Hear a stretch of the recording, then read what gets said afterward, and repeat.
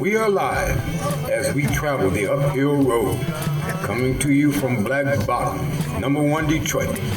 We thank God that we have survived and now have arrived at the last stop. Living with reality, truth, and consequences. Welcome to the last stop. Living with reality, truth, and its consequences.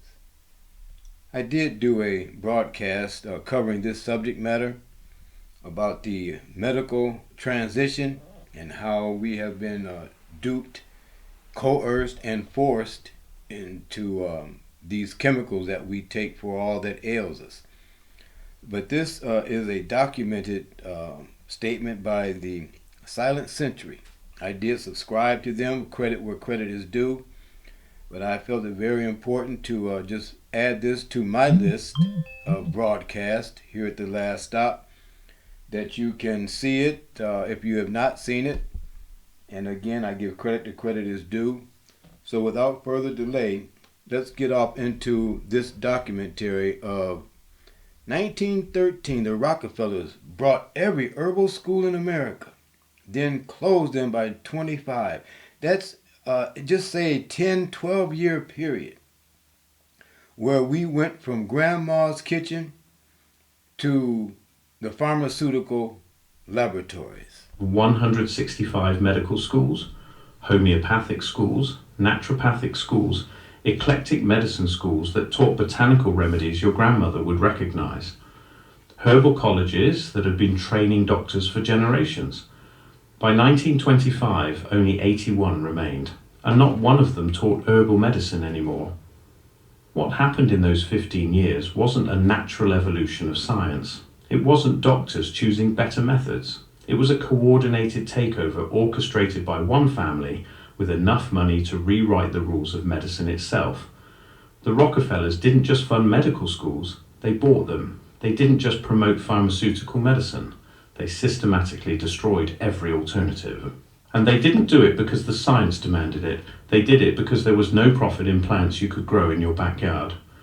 This is the story of how American medicine became a monopoly, how botanical knowledge that had survived for centuries vanished in a single generation, and how the wealthiest family in America used philanthropy as a weapon to control what doctors could and couldn't learn. If this sounds like the kind of history they don't teach in schools, you're in the right place. Hit subscribe because we're about to pull back the curtain on one of the most successful corporate takeovers in American history. One that still shapes every prescription you fill today. Before 1900, American medicine looked nothing like it does today. There was no FDA, no standardized medical training, no pharmaceutical giants controlling prescriptions, and certainly no agreement on what medicine actually was. Medical schools operated on completely different philosophies. Regular medicine, which focused on aggressive interventions like bloodletting and mercury treatments. Homeopathic medicine, which used highly diluted substances. Eclectic medicine, which combined conventional treatments with botanical remedies. Naturopathy, which emphasized the body's natural healing capacity. And dozens of smaller schools teaching everything from chiropractic to osteopathy.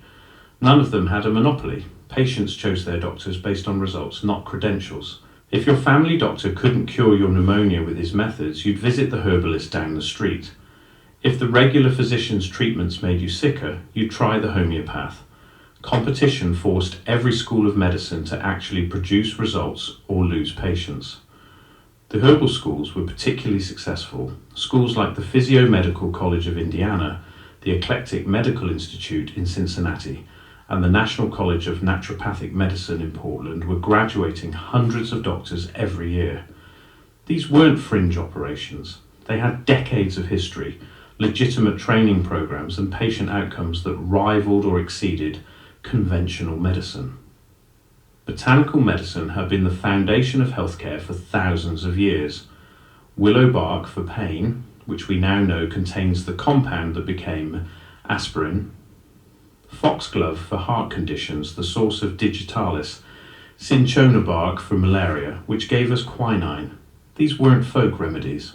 They were medicines that worked, backed by generations of documented use.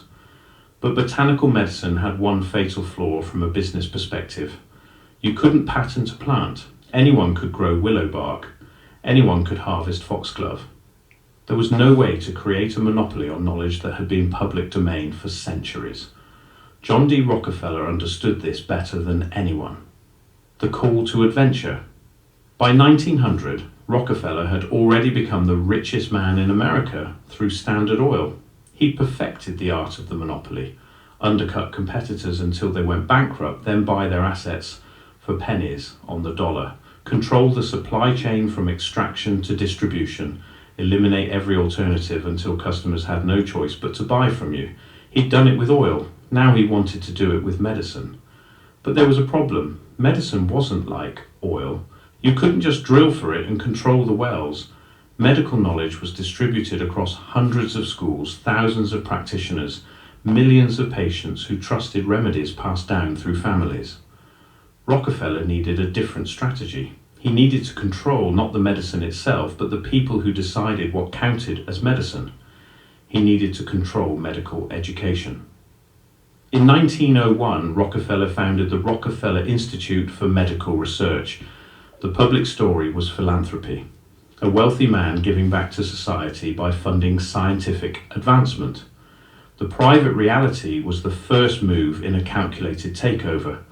The Institute didn't just fund research, it funded very specific research, studies on synthetic compounds that could be patented, laboratory science that required expensive equipment only large institutions could afford, drug development that would create dependencies on pharmaceutical companies. Rockefeller brought in Frederick T. Gates, a former Baptist minister turned business advisor, to run the operation. Gates understood that controlling medicine meant controlling the gatekeepers, the medical schools that trained doctors, the licensing boards that decided who could practice, the journals that determined what counted as legitimate science. Gates laid out the strategy in a confidential memo to Rockefeller. They would use philanthropy to gain influence over medical education, fund the schools that taught pharmaceutical medicine, starve the schools that didn't, and most importantly, create a standardization system that would eliminate competitors under the guise of raising quality. The plan required credibility. They couldn't just declare that herbal schools were inferior.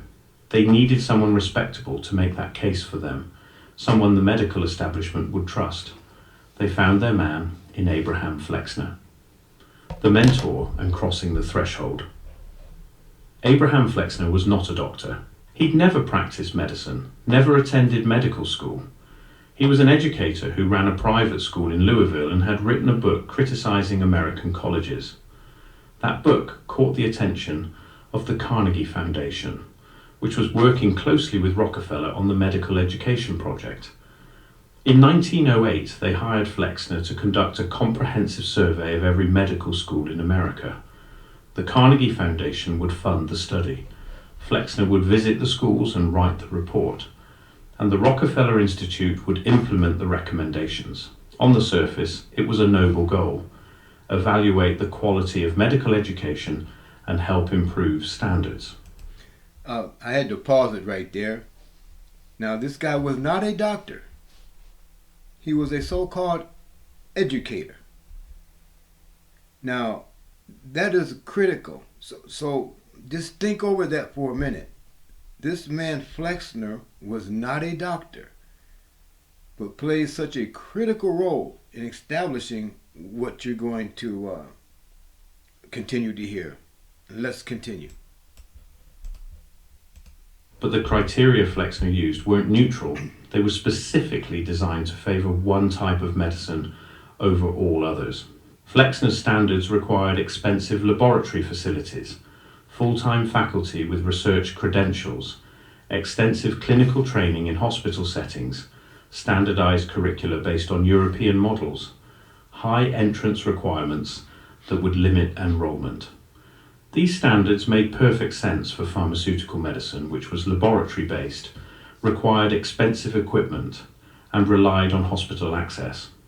They made no sense for botanical medicine, which was practice-based, required gardens and field knowledge, and had successfully trained doctors in apprenticeship models for centuries. Herbal schools couldn't meet Flexner's standards without abandoning everything that made them effective. They'd have to eliminate their gardens and replace them with laboratories, fire their experienced practitioners, and hire research PhDs, stop teaching patients how to grow their own remedies, and start teaching them to prescribe patented drugs. It was a setup. The standards weren't designed to measure quality. They were designed to eliminate competition. You see, to grow a nation, to grow a people, you go to the earth. To kill a nation, to kill the people, you give them something that is synthetic or false. Flexner spent 2 years visiting 155 medical schools across America. He gave most of them less than a day. Some got only a few hours. He didn't evaluate patient outcomes, didn't interview graduates, didn't review long-term success rates. He measured buildings, equipment, and whether schools matched his predetermined criteria. In 1910, the Flexner Report was published. It was a devastating attack on more than half of America's medical schools. Schools that had operated successfully for decades were declared inadequate overnight. Herbal schools, homeopathic schools, naturopathic schools were all condemned as unscientific, poorly equipped, and dangerous to public health. The report recommended that most of them be closed immediately. The tests, allies, and enemies. The Flexner Report wasn't just an academic document, it was a weapon, and Rockefeller knew exactly how to use it. Within months of publication, Rockefeller's General Education Board began offering unprecedented grants to medical schools, but only to schools that agreed to implement Flexner's recommendations, only to schools that would restructure their curricula around pharmaceutical medicine, only to schools that would abandon botanical and alternative approaches. The money was staggering. Washington University in St. Louis received $75,000 in 1910, equivalent to over $2 million today. Johns Hopkins got even more. Yale, Harvard, Columbia all received massive Rockefeller grants, but only after agreeing to drop their homeopathic departments and restructure around pharmaceutical training. Schools that refused the money found themselves in an impossible position. State licensing boards, influenced by the Flexner Report, began requiring graduates to come from accredited schools, but accreditation required meeting Flexner standards, which required money most schools didn't have. The Eclectic Medical Institute in Cincinnati had been training doctors since 1830. 80 years of successful graduates, thousands of practitioners, a solid reputation for producing effective physicians. When they refused to abandon botanical medicine, Rockefeller's Foundation refused funding. When they couldn't afford to build the laboratory facilities Flexner demanded, they lost accreditation. When they lost accreditation, they couldn't legally graduate doctors. By 1939, they were forced to close. The pattern repeated across the country. The Physio-Medical College of Indiana, the California Eclectic Medical College, the National College of Naturopathy, the American School of Naturopathy. All destroyed not because they were producing bad doctors, but because they couldn't afford to meet standards specifically designed to exclude them. Some schools tried to adapt. The New York Homeopathic Medical College attempted to incorporate Flexner's recommendations while maintaining their homeopathic focus. They built laboratories, hired research faculty, restructured their curriculum. It didn't matter. Rockefeller's Foundation still denied them funding. By 1918, they'd merged with a conventional medical school and abandoned homeopathy entirely. Hahnemann Medical College in Philadelphia, one of the most prestigious homeopathic institutions in America, held out longer. But without funding, they couldn't compete. Their facilities aged while Rockefeller-backed schools built modern campuses. Their faculty left for better paying positions at pharmaceutical schools. By 1950, they completely eliminated homeopathic training. The last major eclectic medical school, the Eclectic Medical University in Kansas City, fought until 1939. They graduated doctors who would practice botanical medicine into the 1960s, but they couldn't train new ones. The knowledge began dying with that generation. What made this particularly insidious was the public relations campaign that accompanied it. Rockefeller's foundations didn't present this as an attack on competition. They framed it as raising standards, protecting patients, advancing science. Anyone who objected was painted as anti-progress, anti-science, a snake oil salesman protecting their scam. But the science didn't support the attack. Botanical medicines weren't less effective than early pharmaceutical drugs. Many early pharmaceuticals were just isolated compounds from the same plants herbalists had been using for centuries. The only difference was that pharmaceutical companies could patent the isolated compound and charge monopoly prices.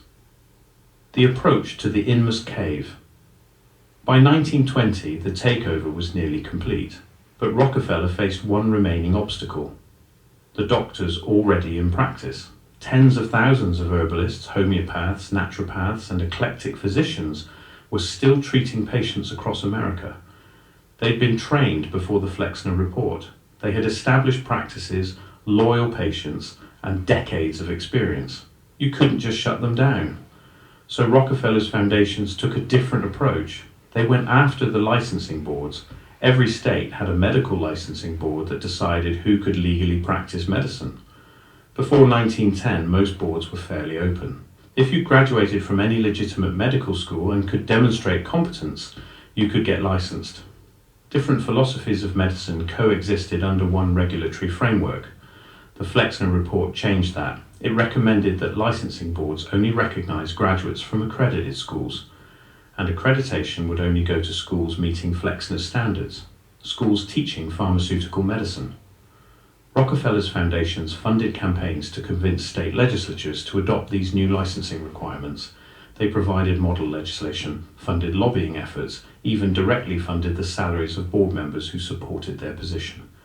State by state, the licensing requirements changed. New York in 1915, California in 1917, Illinois in 1921.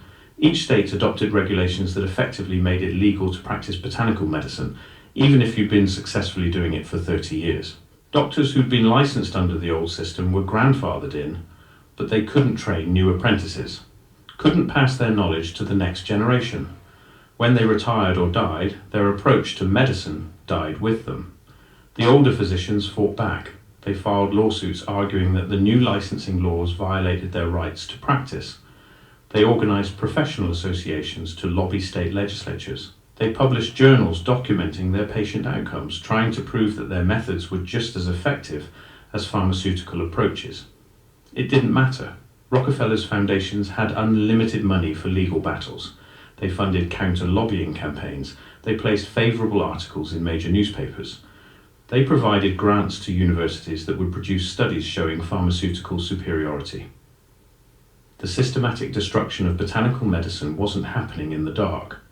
It was happening in full view, presented as progress. Medical journals that took Rockefeller advertising money published editorials attacking herbal medicine as primitive and dangerous. Newspapers that depended on pharmaceutical advertising ran stories about quacks and con artists, lumping legitimate herbalists in with actual frauds. The American Medical Association, which had been reorganized and funded with Rockefeller money, launched its own campaign. They created a propaganda department in 1906, later renamed the Bureau of Investigation. Its explicit purpose was to attack alternative medicine and anyone who practiced it. The AMA's investigator, Arthur J. Cramp, spent decades writing exposés of homeopaths, naturopaths, chiropractors, and herbalists. His work was published in JAMA, the Journal of the American Medical Association, and reprinted in newspapers across the country. The message was consistent. Pharmaceutical medicine was scientific and trustworthy. Everything else was quackery.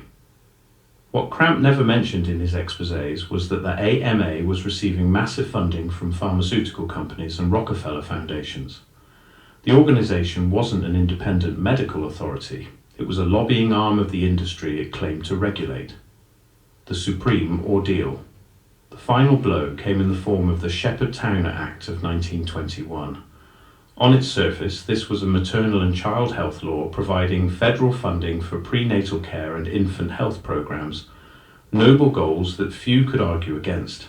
But buried in the implementation was a requirement that federal health funding could only go to programs staffed by doctors from accredited medical schools, schools that met Flexner standards, schools that taught pharmaceutical medicine exclusively. Midwives who had been delivering babies safely for generations found themselves ineligible for federal programs. Naturopathic doctors who specialized in prenatal nutrition were excluded. Herbalists who had helped women through childbirth for decades couldn't participate. Patients who wanted to use these practitioners had to pay out of pocket, while their tax dollars funded only pharmaceutical approaches.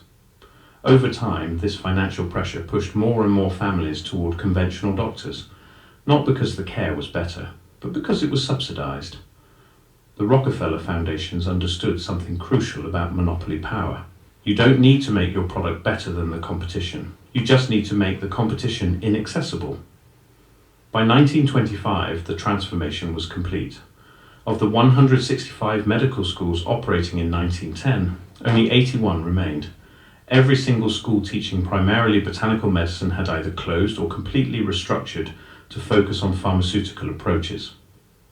The last homeopathic hospital in America, New York's Flower Hospital, stopped offering homeopathic treatment in 1936. The building still stood, but the medicine it was built to provide had been eliminated.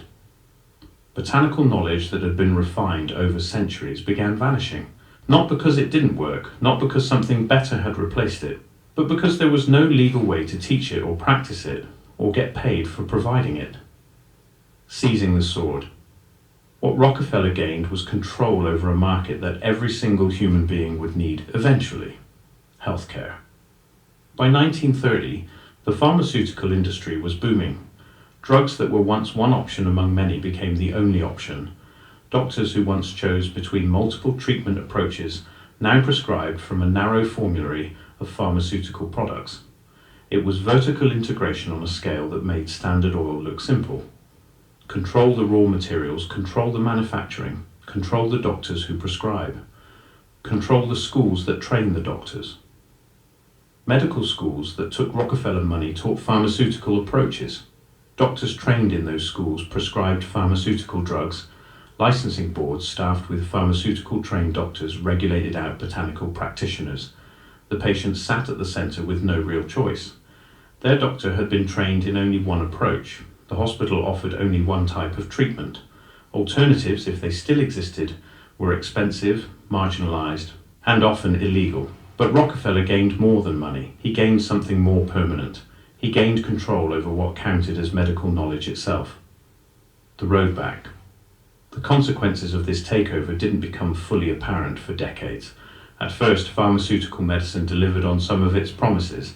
Antibiotics saved lives, vaccines prevented diseases, surgical techniques improved outcomes for trauma and acute conditions. But pharmaceutical medicine also had limitations that botanical medicine had understood for centuries. It excelled at acute interventions, infections, injuries, emergency situations, but it struggled with chronic conditions, autoimmune diseases, metabolic disorders, mental health, the kinds of conditions that require long-term support for the body's natural healing process rather than aggressive intervention. Botanical medicine had never claimed to cure bacterial pneumonia better than antibiotics, but it had approaches for supporting immune function, reducing inflammation, and helping the body maintain health over decades. Knowledge about adaptogens, nervines, digestive bitters, circulatory tonics, all refined over generations of observation. That knowledge was lost, not because it was disproven, not because something better replaced it, but because there was no institutional structure to preserve it, teach it, or allow it to evolve with modern understanding. By the 1960s, Americans were the most medicated population in human history. Drugs for blood pressure, cholesterol, depression, anxiety, sleep, digestion, inflammation. Pills for conditions that previous generations had managed through diet, herbs, lifestyle, and time. The pharmaceutical approach worked brilliantly for the conditions it was designed to treat, but it was being applied to everything because it was the only tool doctors were trained to use. When your only tool is a prescription pad, every problem starts to look like a deficiency of patented compounds. Medical costs began rising faster than inflation. In 1960, Americans spent $27 billion on healthcare, about 5% of GDP. By 2020, that figure had reached $4 trillion, nearly 20% of GDP. The system Rockefeller had created was increasingly expensive, increasingly complex, and increasingly unable to keep people healthy. Something else began happening in the 1960s and 70s. People started looking for alternatives, not because they rejected science, but because pharmaceutical medicine wasn't solving their problems. Chronic pain, autoimmune conditions, mental health challenges, digestive issues, conditions that drugs could sometimes manage but rarely resolved. They found fragments of the knowledge that had been systematically destroyed, books written by elderly eclectic physicians before they died, herbal guides published by naturopaths who'd practiced illegally in states that banned them, folk knowledge preserved in communities that never fully bought into the pharmaceutical model.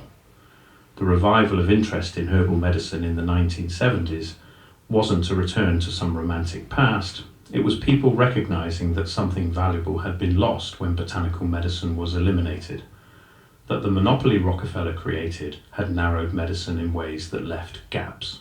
But 60 years of institutional destruction couldn't be undone quickly. The schools were gone, the hospitals were gone, the journals were gone, the professional associations were gone. The legal framework that allowed botanical practitioners to operate was gone. Modern herbalists had to rebuild from scattered fragments. They had no institutional support, no legal protection, no standardization, no way to learn except from other marginalized practitioners or old books.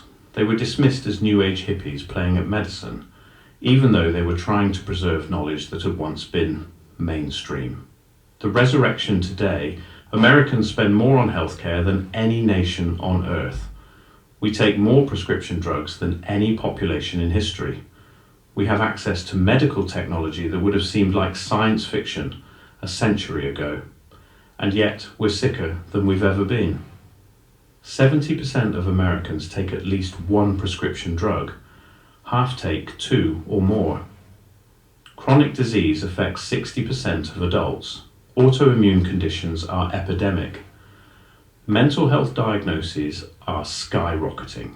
Something isn't working. The pharmaceutical model that Rockefeller's foundations installed as the only legitimate approach to medicine excels at what it was designed for. Acute interventions, emergency care, infections, injuries, situations where aggressive treatment can resolve a crisis.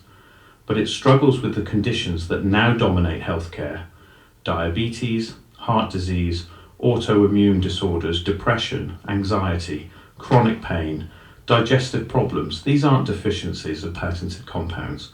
They're complex systemic conditions that develop over years and require long-term support for the body's healing processes. The approaches that botanical medicine specialized in: supporting organ function, reducing inflammation, modulating immune response, improving stress resilience, optimizing nutrition. These weren't rejected because they didn't work. They were eliminated because they weren't profitable enough.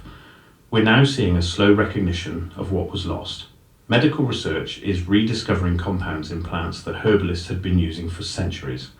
Curcumin from turmeric for inflammation, compounds in green tea for metabolic health, adaptogens like ashwagandha and rhodiola for stress resilience. Each discovery is presented as cutting-edge science. Rarely does anyone mention that traditional medicine had been using these plants successfully long before they were put through clinical trials. The knowledge wasn't new, it had been systematically suppressed, and is now being slowly, expensively rediscovered through pharmaceutical research processes. Some medical schools are cautiously reintroducing nutrition education, which had been almost entirely eliminated from medical training in the decades after Flexner. Future doctors are learning that food might actually matter for health, a concept that would have been obvious to any botanical practitioner in 1900. Integrative medicine programs are appearing at major hospitals. Carefully, tentatively, within strict regulatory limits, some conventional doctors are exploring approaches that their predecessors were banned from practicing. But we're not returning to the medical pluralism that existed before Rockefeller's takeover. We're adding small amounts of alternative knowledge to a system that remains fundamentally pharmaceutical. The monopoly is relaxing slightly, but the basic structure Rockefeller created is still intact. The pharmaceutical industry is still the most profitable sector in healthcare. Medical schools still receive the majority of their funding from pharmaceutical companies. Doctors still learn primarily to prescribe drugs. Licensing boards still regulate based on standards that favour pharmaceutical approaches. Insurance still covers drugs more readily than alternatives. Return with the elixir. The story of what happened between 1913 and 1925 matters because we're still living inside the system it created. Every time you visit a doctor who spends 7 minutes with you before writing a prescription, every time you're told there's no treatment for your condition except managing symptoms with drugs, every time you wonder why healthcare is so expensive yet leaves so many people chronically ill, you're experiencing the consequences of a monopoly created a century ago by a family that understood that the real money wasn't in curing disease. It was in creating customers who would need proprietary products for life. Rockefeller didn't destroy botanical medicine because it was unscientific. He destroyed it because it was unprofitable. Because knowledge that can't be patented, controlled, and sold at monopoly prices is worthless to someone building an empire. The medical schools that were closed weren't fraudulent operations. Many had longer histories and better patient outcomes than the pharmaceutical schools that replaced them. They were destroyed because they taught approaches that threatened a business model. The doctors who were regulated out of practice weren't quacks. They were skilled practitioners whose only crime was learning a type of medicine that someone more powerful wanted to eliminate. This isn't ancient history. There are people alive today whose grandparents were trained in schools that no longer exist, who remember when botanical medicine was a normal option, not a fringe practice. The knowledge we lost wasn't lost to time. It was deliberately destroyed within living memory, and we're now dealing with the consequences. A healthcare system that excels at expensive interventions but struggles with keeping people healthy. A pharmaceutical industry that profits from chronic disease more than from cures. A monopoly so complete that most people don't even realise alternatives once existed. The lesson here isn't to reject modern medicine. Antibiotics save lives. Vaccines prevent disease. Surgical techniques resolve problems that would have been fatal a century ago. The pharmaceutical approach has real value for what it was designed to do. The lesson is about what happens when one approach to anything becomes a monopoly. When alternatives are systematically destroyed, not because they're inferior, but because they're inconvenient to someone with enough power to rewrite the rules. Medical knowledge isn't a zero-sum game. Botanical approaches and pharmaceutical approaches could have evolved together, each handling what it did best. But that would have required competition, and competition threatened profits. Rockefeller chose monopoly. He spent millions to achieve it, and the system he created is still charging you for that choice every time you fill a prescription. If you made it this far, you're not looking for the sanitized version of history they teach in textbooks. You're looking for the stories that explain why things are the way they are. Subscribe and join the people who question official narratives. Next week, we're covering how the same family helped create the Federal Reserve, another institution that definitely has your best interests at heart. The video on screen breaks down the money trail behind modern healthcare. Click it now if you want to see exactly who profits from keeping you sick. Mathematical steps to its logical, biological, natural, commonsensical conclusion. Like 1 + 1 = 2, right? We all learn like that. So Dems, Repubs, Christians, Jews, Muslim, Hindu, and who do you do? Why must we compete when we all say that we believe in peace? In peace. In peace.